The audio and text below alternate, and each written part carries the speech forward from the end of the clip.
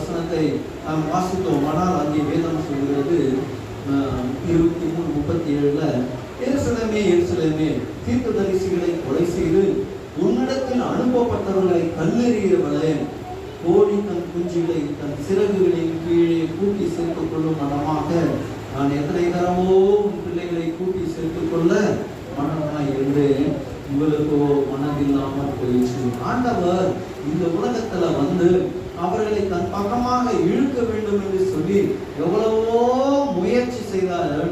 ஆனால் இந்த ஜனங்கள் அவரை விசுவாசிக்கவில்லை, அவரை ஏற்றுக்கொள்ளாமலே போய்விட்டார்கள். அவருக்கு ஒரு மன கஷ்டம் என்னன்னு சொன்னார், எவ்வளவு நாள் தெரியுமா உங்களை நான் ஏன் கூட சேர்த்துக்கணும்னு ஆசைப்பட்டேன், ஆனா நீங்க ஏன் வரமாட்டேன்னு எனக்கு புரியவே இல்லை.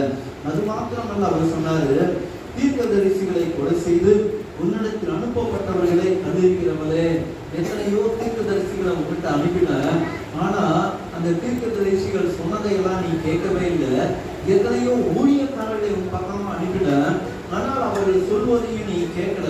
இப்போ நானே வந்திருக்கேன், நான் சொல்வதையும் நீங்க கேட்க மாட்டேன்றீங்க. அதனாலதான் ஆண்டவருடைய மன வருத்தம். எத்தனை நேரமோ சேர்த்துக்கொள்ள மனதா இருந்து உங்களுக்கோ மனம் இல்லாமல் போயிடுச்சு என்று ஆண்டவர் சொல்லுகிறார்.